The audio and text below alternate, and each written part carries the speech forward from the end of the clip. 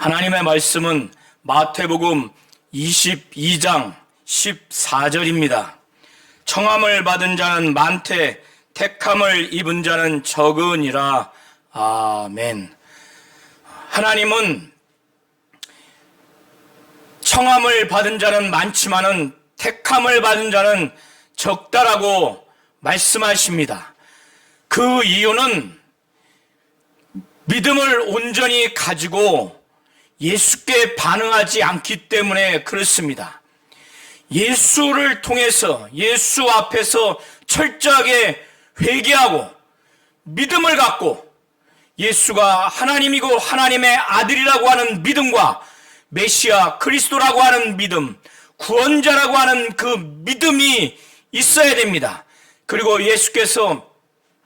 하나님께서 예수를 통해서 그의 공생의 사역을 통해서 하나님의 뜻을 계시했을 때 하나님의 뜻대로 행하고 하나님의 뜻대로 사는 그런 삶을 사는 자만이 오늘 예수를 통해서 하나님의 말씀이 증거된 것처럼 청함을 받은 자는 많되 택함을 입은 자는 적으니라 라고 하는 그 택함을 입은 자에 해당되는 자가 될 것입니다. 예수께서는 베다니에서 이른 아침에 예루살렘 성 안으로 들어가셨습니다. 그런데 이른 아침에 나왔기 때문에 배가 고프지 않았겠습니까? 예수께서는 그래서 길가에서 한 무화과 나무에게 다가갔습니다. 입이 무성한 무화과 나무에서 무엇인가를 찾았어요. 무화과 열매를 찾은 겁니다. 그것을 먹고 시장길을 해결하려고 그렇게 다가섰지만은 잎사귀 외에는 아무것도 찾지를 못하신 것입니다. 그래서 무화과 나무를 향해서 저주하기를 지금부터 영원토록 내게 열매를 맺지 못하리라. 마가복음에는 지금부터 영원토록 아무도 내게 열매를 따지 못하리라. 이와 같은 내용으로 말씀을 했습니다. 예수께서는 무화과의 때가 되지 않는 것을 분명히 아셨음에도 불구하고 제자들 앞에서 이것을 상징적인 의미로 상징적인 행위를 나타내 주신 것입니다. 제자들은 무화과 나무를 향해서 저주한 것을 들었어요. 그래서 무화과 나무가 즉시 뿌리채로 말라버렸습니다.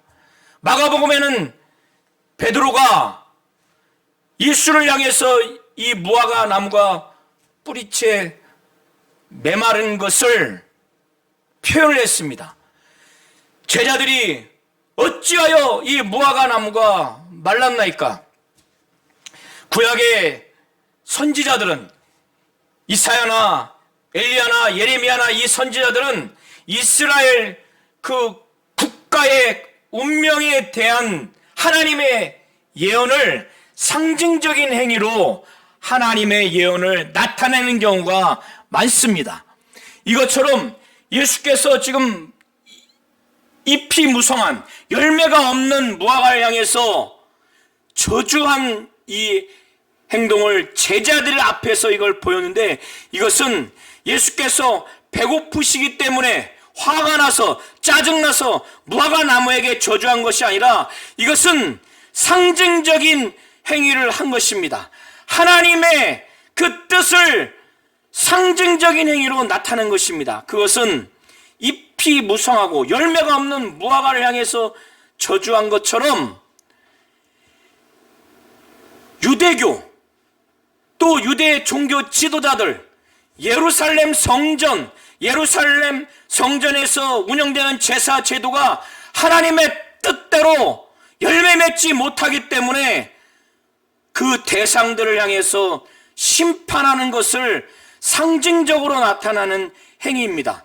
성전의 그 제사 제도가 예루살렘 성전이 더 이상 하나님의 뜻을 나타내는 그 성전으로서 제사 제도로서 운영될 수 없는 그 본질적인 것 때문에 예수께서 이 성전을 헐라 내가 사흘 동안에 다시 일으키리라고 하신 것은 돌로 지어진 이 성전을 말한 것이 아니라 성전된 자신의 육체를 두고 말한 것입니다.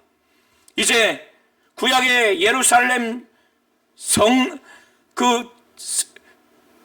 예루살렘 성전이 또 그 성전에서 운영되는 제사 제도가 하나님께 예배하고 죄인인 그 죄인들이 죄를 회개해서 씻음 받고 돌이키는 이 기능을 본질적으로 할 수 없기 때문에 성전된 바로 예수가 죄인인 인간들이 예수를 통해서 회개하고 예수가 하나님이고 하나님의 아들이라는 이 믿음, 구세주라고 하는 믿음, 메시아 그리스도라고 하는 이 믿음을 온전히 갖고 죄인이 회개해서 의인이 되고 또 예수를 통해서 하나님을 만나고 하나님께 예배하는 예수가 참 성전이라고 하는 것을 말씀하기 위해서 성전 정화 사건을 일으킨 겁니다.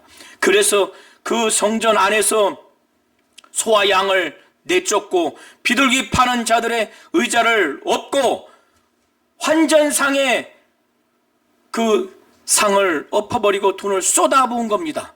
그리고 부수적으로 유대 종교 지도자들이 만민이 기도하는 집이 되리라고 하는 하나님의 예언의 말씀대로 응하지 아니하고 그들이 성전 안에서 환전상을 통해서 또 재물을 파는 자들의 그 매매상을 통해서 뒷돈을 받는 불법적인 장사를 하게 하는 그런 악행을 저질렀기 때문에 유대교와 유대 종교 지도자들에 대한 심판에 대한 상징으로서 무화과 나무, 열매 없는 잎이 무성한 무화과 나무를 향해서 제자들 앞에 저주를 한 것입니다. 제자들은 그런데 이 예수께서 무화과 나무를 저주한 실질적인 의미와 동기를 알 상황이 아니고 그들은 진정한 깨달음을 없기 때문에 무화과 나무가 뿌리채로 말라버린 그 능력, 그 방법에 대해서 예수께 놀래서 그걸 여쭈었던 겁니다. 베드로가 그것을 물은 것이고 제자들이 그거를 물은 것입니다. 이런 제자들이 하나님을 믿고 의심 없이 믿기를 바라는 마음으로 이 기회를 이용해서 예수께서는 의심 없는 믿음, 하나님에 대한 진정한 믿음을 예수께서는 가르쳐 주신 것입니다. 그래서 예수께서는 21장 18절부터 22절을 통해서 이것을 증거하고 있습니다. 제자들이 보고 이상히 여겨 이르되 무화과 나무가 어찌하여 곧 말랐나이까? 예수께서 대답하여 이르시되 내가 진실로 너에게 이르노니. 예수는 의심 없는 믿음, 하나님을 진정으로 믿으라고 하는 그것을 가르쳐 주시기 위해서 매우 신중하게 이들에게 말씀하시기를 예수께서 대답하여 이르시되 내가 진실로 너에게 이르노니 만일 너희가 믿음이 있고 마음에 의심하지 아니하면 이 무화과의 나무에게 된 이런 일만 할 뿐 아니라 이 산더러 들려 바다에 던지라 하여도 될 것이요 너희가 기도할 때 무엇이든지 믿고 구하는 것은 다 받으리라. 이렇게 말씀하셨습니다.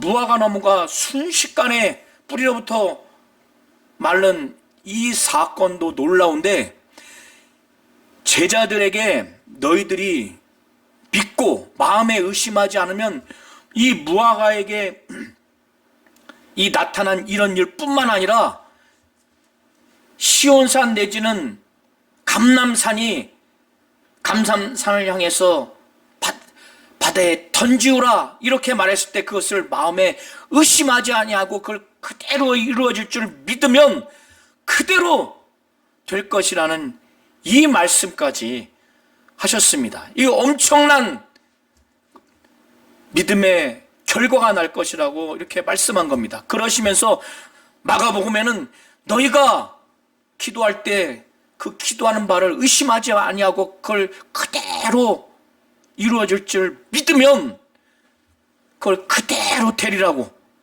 예수께서는 기도할 때 무엇이든지 기도할 때 믿고 구하는 것은 다 받으리라고 이렇게 의심 없는 믿음, 하나님께 대한 본질적인 절대적인 믿음을 이들이 무화과를 저주했을 때, 뿌리로부터 말랐을 때 그 의미는 알지 못한 상태에서 그 예수의 능력, 무화과가 마른 그 방법에 대해서 물었을 때 그 기회로 의심 없는 믿음, 하나님에 대한 절대적인 믿음, 기도할 때 그 기도하는 바를 그대로 이루어질 것이라고 하는 그 믿음을 가지라고. 기도할 때 무엇인지 믿고 구하면 그대로 이루어질 것이라고 하는 하나님에 대한 믿음, 의심 없는 믿음을 예수께서는 교훈하셨습니다.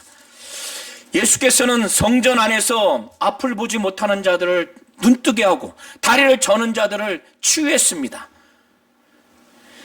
그리고 그 성전 안에서 날마다 하나님의 말씀을 가르쳤어요. 이렇게 성전 안에서 권위 있게 예수는 사역을 했는데 유대 종교 지도자들, 대제사장들, 또 백성의 장로들이 도전적으로 이것을 아주 질문을 합니다. 누가 이런 권위를 줬고 무슨 권위로 이런 일을 하는가? 이렇게 유대 종교 지도자들의 예수에 대한 반역, 예수에 대한 불신앙, 예수에 대해서 악한 그런 마음과 행태를 했을 때 그들을 향해서 비유의 세 가지를 들었는데, 첫 번째가 두 아들을 둔 아버지에 대한 비유입니다. 그 첫 번째 아들과 두 번째 아들에게 각각 아버지는 그 아들들에게 오늘 포도원에 들어가서 일을 하라고 했을 때 첫 번째 아들은 예 아버지 그렇게 하겠습니다 하고 후에 포도원에 들어가지 않고 일하지 않았습니다. 그리고 둘째 아들은 싫습니다 해놓고 뉘우쳐서 포도원에 들어가서 아버지의 뜻을 헤아리고 일을 했습니다.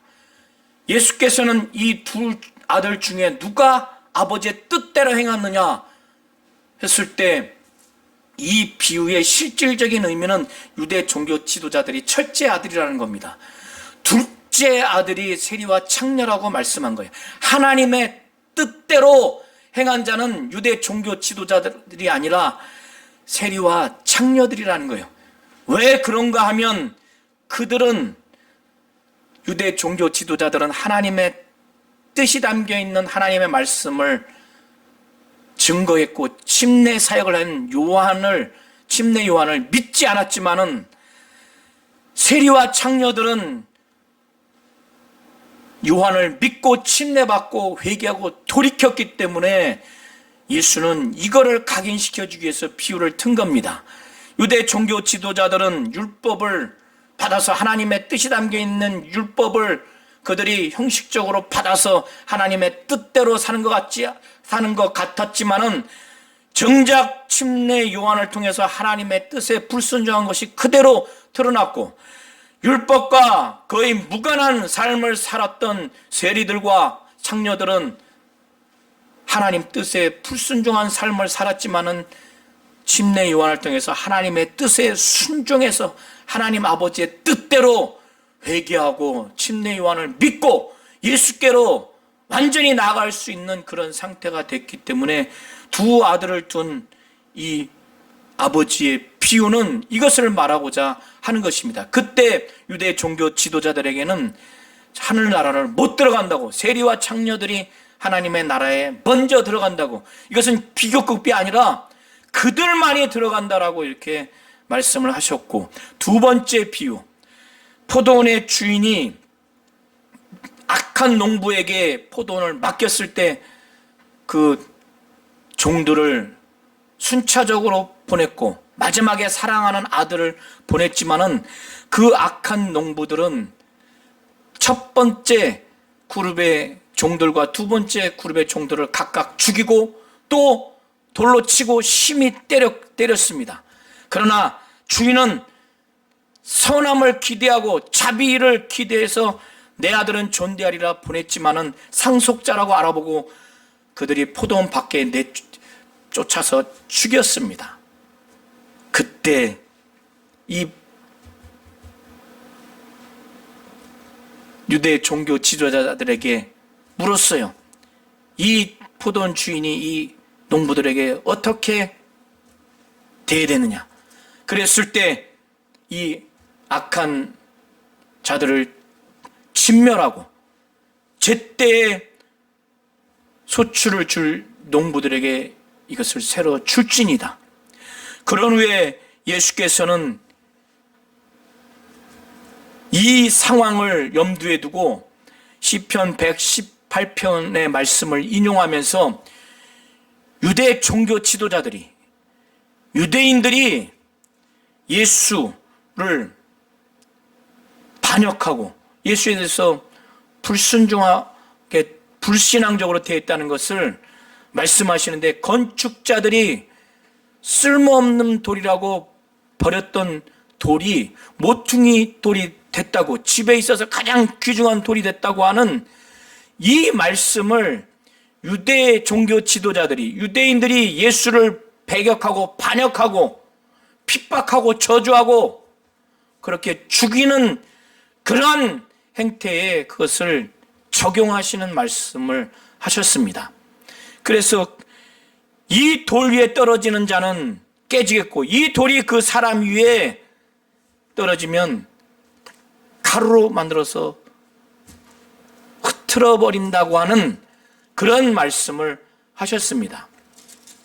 예수께서는 이 말씀을 하시는 중에 하나님의 나라를 너희는 빼앗기고 그 나라의 열매 맺는 백성이 받으리라고 이렇게 하시면서, 이렇게 이방인뿐만 아니라 유대인 중에서 일부가 하나님의 그 복음을 받아들이고 예수를 받아들여서 하나님의 나라를 얻을 것이라는 그런 차원에서 예수께서 이 말씀을 하셨고, 이 비유를 다 들은 다음에 대제사장들과 바리새인들은 이것이 자기들을 지금 두고 말씀하신 줄 알고 예수를 잡으려고 하지만, 백성들이 예수를 선지자로 여기기 때문에 그걸 그렇게 하지 못합니다. 마가복음과 누가복음에는 예수를 막 죽이려고 그렇게 살기를 가지고 예수를 잡으려고 하는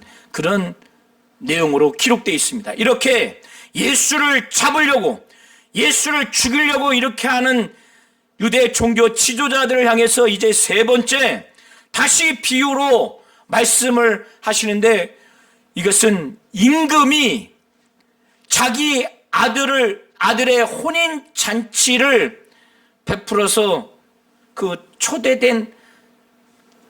초청된 자들을 청하면서 겪는 일들을 두고 천국은 이와 같다라고 이렇게 말씀을 하시는 겁니다. 그래서 천국은 마치 자기 아들을 위하여 혼인잔치를 베푼 어떤 임금과 같으니라고 이렇게 말씀을 하셨는데, 예수께서 이 천국을 비유하되 자기 아들의 혼인잔치를 위해서 초청된 자를 초청하는 이 상황을 겪은 임금의 이 상황이 천국과 같다라고 이렇게 했을 때는, 이 유대인 종교 지도자들과 유대인들에게 하나님의 나라를 빼앗아서 진정으로 하나님의 나라의 열매를 맺는 자들에게 이 나라를 그들에게 주었다고 하는 그 의미를 보다 자세하게 설명하는 내용으로 보시면 됩니다. 그래서 예수께서 이 비유를 들었을 때는 유대 지도자들과 유대인들이 정말 하나님의 뜻이 담겨 있는 하나님의 말씀을 구약 때로부터 많은 선지자들을 통해서 마지막에 율법과 선지자의 마지막인 침례 요한까지 그들이 어떻게 대했고, 또 예수와 예수의 제자들을 향해서 어떻게 대했는지 그 영적인 실상을 염두에 두고 이 비유의 말씀을 하신 것입니다. 그래서 이 비유의 핵심 요소를 먼저 말씀드리면, 여기서의 임금은 하나님을 말하고 그 임금의 아들은 예수를 말합니다. 그리고 여기서의 1차 초청된 자들은 이스라엘 백성과 그리고 그 안에 이스라엘 종교 지도자들을 두고 말하는 것으로 보시면 되고, 이들을 부르기 위해서 임금이 보낸 1차 종들과 2차 종들은 각각 1차 종들은 침례 요한까지의 구약 선지자들을 말하고, 2차 종들은 예수의 제자들로 보시면 됩니다. 그리고 여기에서의 그 혼인잔치는 예수가 성육신한 후에 메시아 그리스도로서 사역하는 그때로부터 하나님의 나라가 이제 임했고 이제 시작된 그 메시아 잔치, 천국 잔치를 두고 말하는 것으로 보시면 되고, 또 여기에서의 그 예복은 하나님의 그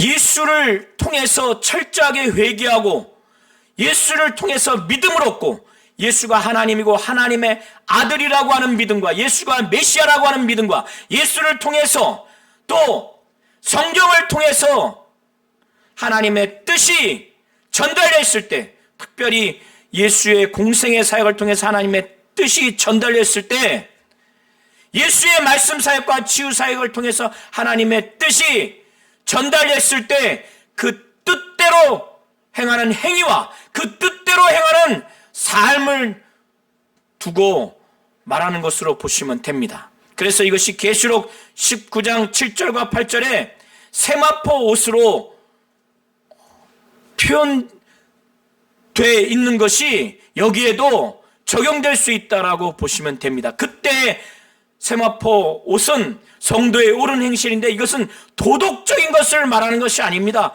이미 예수를 믿고 거듭나고 회개하고 돌이키고 예수의 신분에 대한 믿음, 예수의 말씀 사역과 치유 사역, 그의 공생의 사역을 통해서 하나님의 뜻이 전달됐을 때 그 뜻을 철저하게 행하고 그 뜻에 맞는 삶을 사는 자들의 옳은 행실을 말하는 것이지 도덕적인 행위를 두고 말하는 것이 아닙니다.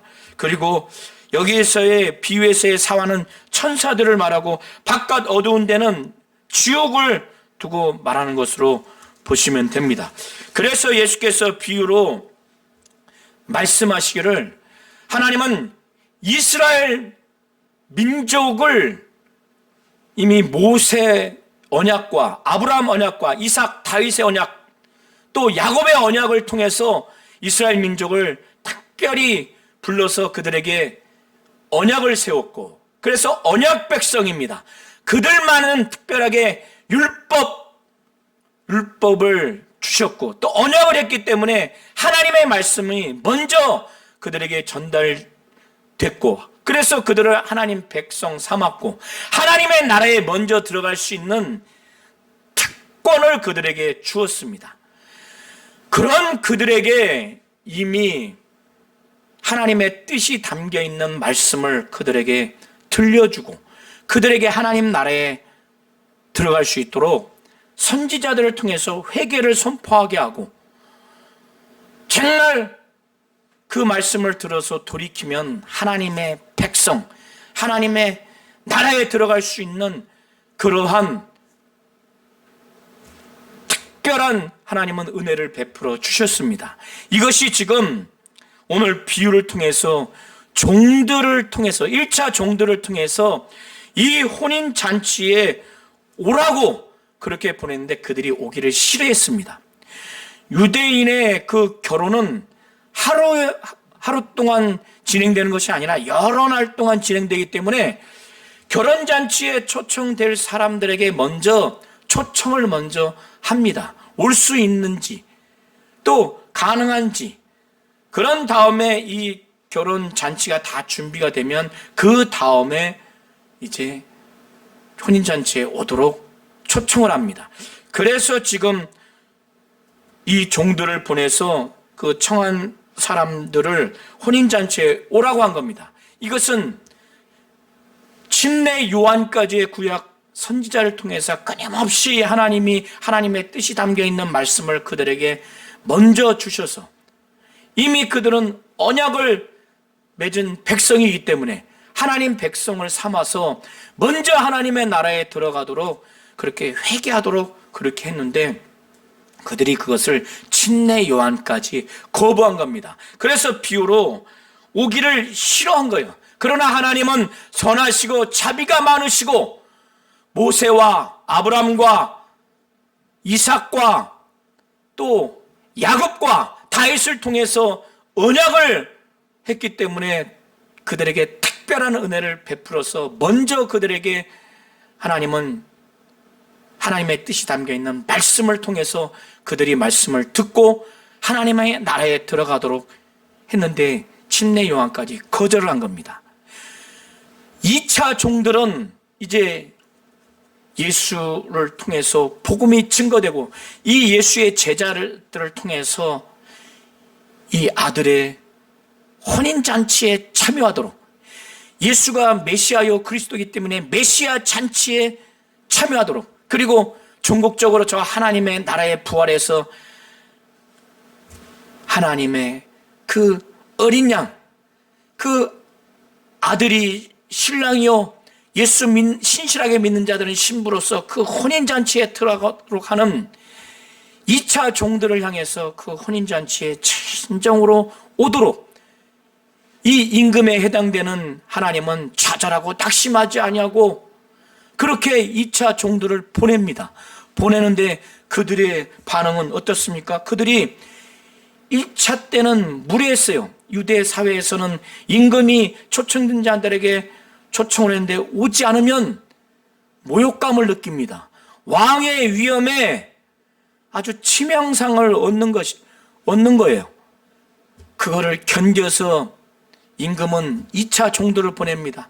하나님은 침례 요한까지 그렇게 수많은 사건, 수많은 상황, 수많은 선지자들을 그렇게 보내서 돌이키고 회개하라고 하나님 백성 삼아서 천국에 들어갈 수 있도록 했는데 그들이 오기를 싫어했어요. 하나님의 뜻을 거역했습니다. 이제 예수의 제자들을 통해서 예수를 통해서 복음이 증거되고 예수의 제자들을 통해서 이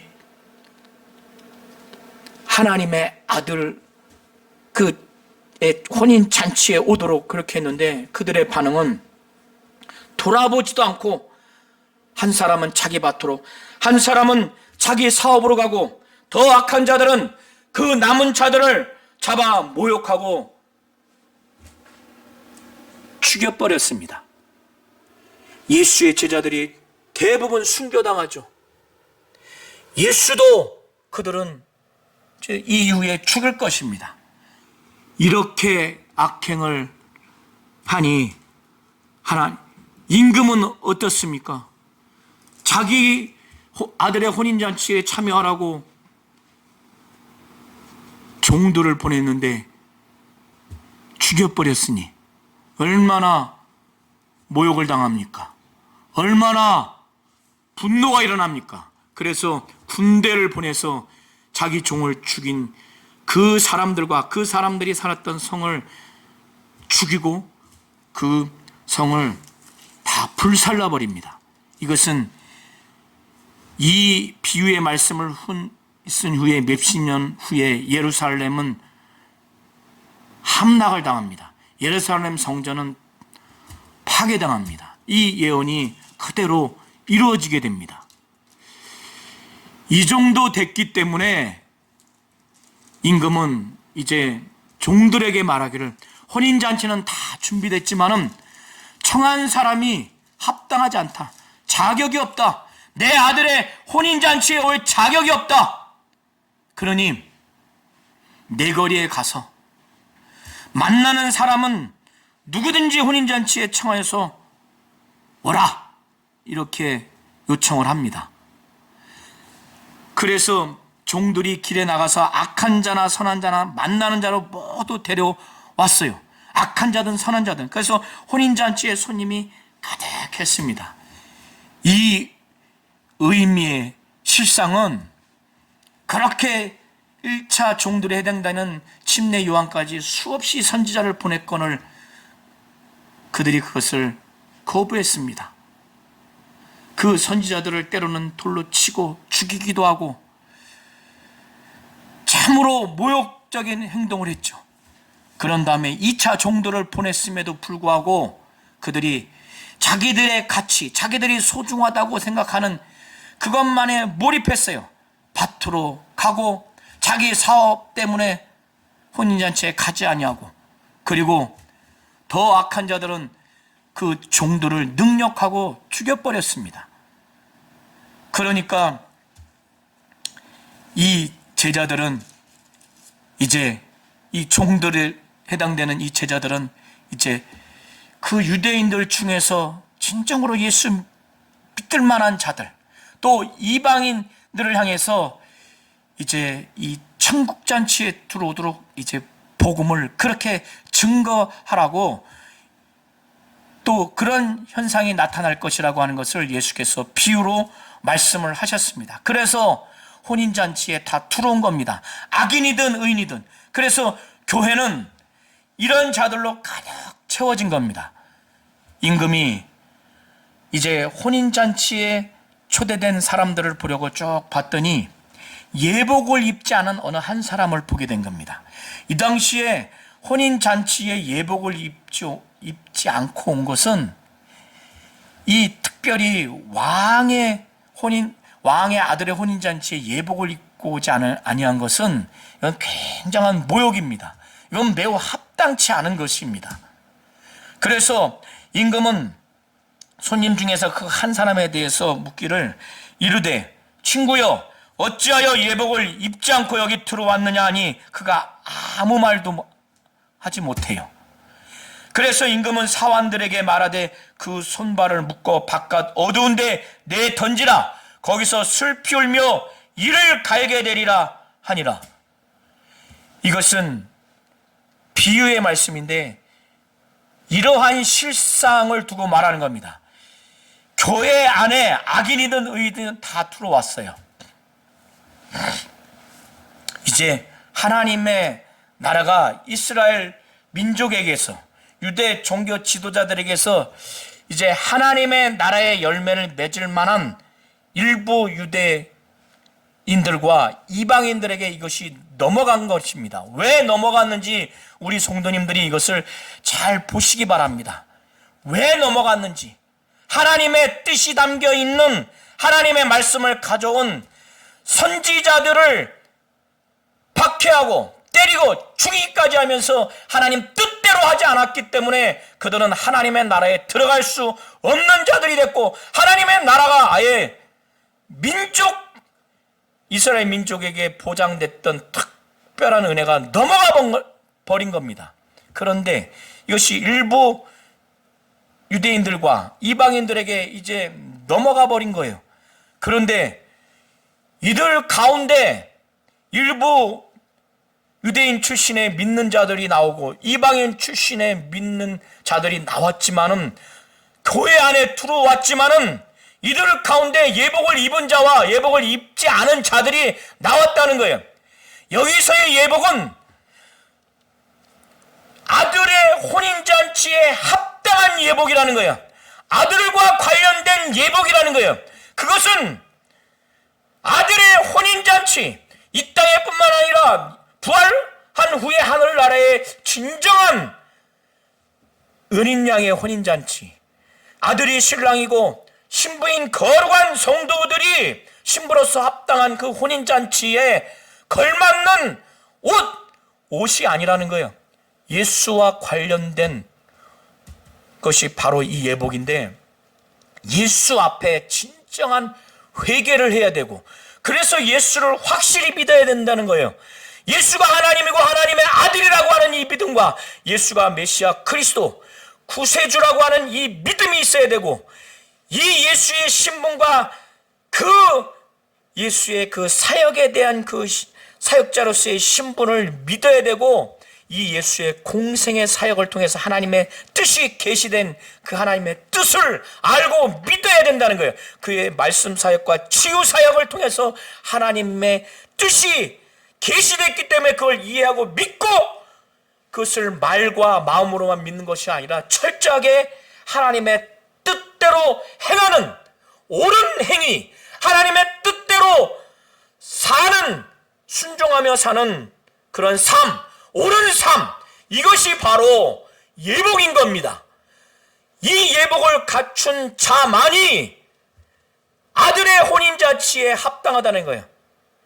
그렇지 않기 때문에 사환에 해당되는 천사들을 하나님이 나중에 명령하셔서 그 악인과 의인 중에서 예복 입지 아니하는 자는 끌어내어서 바깥 어두운 데 던져버리라는 거예요. 이것은 구원받지 못하는 지옥불에 던진다는 겁니다. 얼마나 괴로우면 슬피 울며 이를 갈게 되리라고 예수께서 그렇게 예견을 하실 정도입니다. 이런 상황을 두고 예수께서는 청함을 받은 자는 많되 택함을 입은 자는 적다. 두 번째 종들 그룹을 통해서 내거리에 가서 아들의 혼인잔치에 청해서 올려가는 자는 다 들여보내라고 해서 들어왔는데 악인과 의인이 다 들어온 거예요. 교회 안에 다 들어왔습니다. 그러나 예수가 바로 예수와 관련된 직접적인 예복을 입지 않은 자는 사환, 곧 천사들을 하나님이 시켜서 바깥 어두운 데 던져서 지옥불에 던져질 정도면은 이 예복이 예수와 관련돼서 절대적인 믿음과 행위가 담겨 있는 그 비유라는 것을 우리는 볼 수가 있습니다.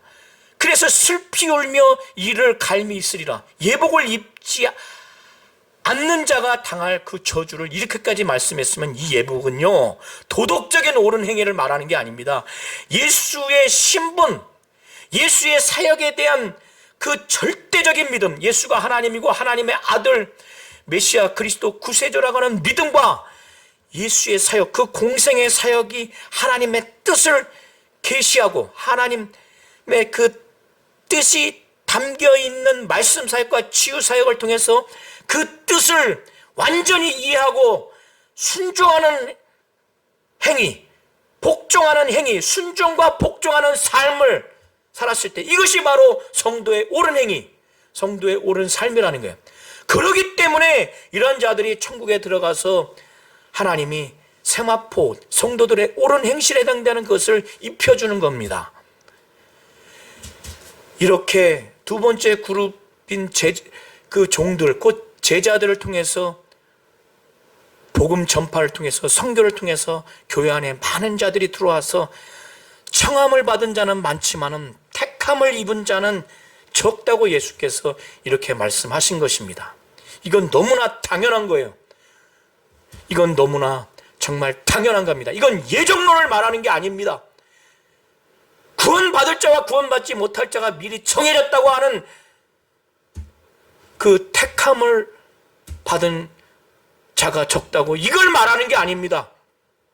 이것은 정말 복음 전파와 선교를 통해서 많은 자들이 정말 예수를 믿으려고 예수 앞에 와서 왔지만은, 또 교회 안에 왔지만은 정말로 예복에 해당되는 그 택함을 입은 자가 되려고 그 사람들이 끝까지 예수에 대한 그 믿음, 그 하나님이고 하나님의 아들 메시아 그리스도라고 하는 구세주라고 하는 이 믿음과 예수의 공생의 사역을 통해서 하나님의 뜻이 계시된 것을 이해하고 그 뜻대로 행하려고 하고 살려고 하는 그 말씀 사역과 치유 사역을 통해서 계시된 하나님의 뜻을 이해하고 행하려고 하고 살려고 하는 철저한 그러한 옳은 행위, 옳은 삶을 사는 자만이 바로 예복을 입은 택한 자이고, 그렇지 않은 자가 저 지옥불에 던져지게 되는, 천사에게 던져지게 되는 그런 자들이라는 것을 말해주는 겁니다. 인간의 책임이 있다는 거예요. 그러나 물론 하나님의 주권적인 은혜가 기본 전제가 되어 있지만은 청함을 받은 후에 철저하게 예복을 입고자 하는 택함을 받으려고 하는 인간의 신실한 책임의식이 있어야 된다고 하는 것을 말하는 겁니다. 하나님은 예수를 통해서 청함을 받은 자는 많되 택함을 받은 자가 적다라고 말하는데, 그것은 바로 예수에 대한 믿음, 예수의 사역에 대한 믿음, 예수의 신분과 예수의 사역을 통해서 계시던 하나님의 뜻을 이해하고 그 뜻에 순종하고 복종하는 행위와 삶을 사는 믿음의 그 행위와 삶, 이 전체적인 그 믿음과 믿음의 행위가 있어야 되는 것입니다. 하나님은 이 믿음을 원하시는 거예요. 히브리서 11장에 하나님, 믿음이 없이는 하나님을 기쁘시게 할 수 없나니 하나님께 나아간 자는 반드시 그가 계시는 것과 자기를 찾는 자들에게 상 주시는 이심을 믿어야 할지니라, 이렇게 말씀한 것처럼 오늘 무화과 사건을 통해서 뿌리채 마른 것을 제자들이 놀래서 예수의 능력과 그 방법을 질문했을 때 예수가 말씀한 것을 하나님을 믿으라, 마음에 의심하지 말고 정말 믿으라고 하는 그 믿음을 가르쳐 준 것처럼 하나님은 믿음을 원하시는 겁니다. 정말 택함을 받은 자, 예복을 입은 자와 같은 그런 믿음을 하나님은 원하시는 겁니다. 이와 같은 자가 되시기를 예수의 이름으로 축원합니다.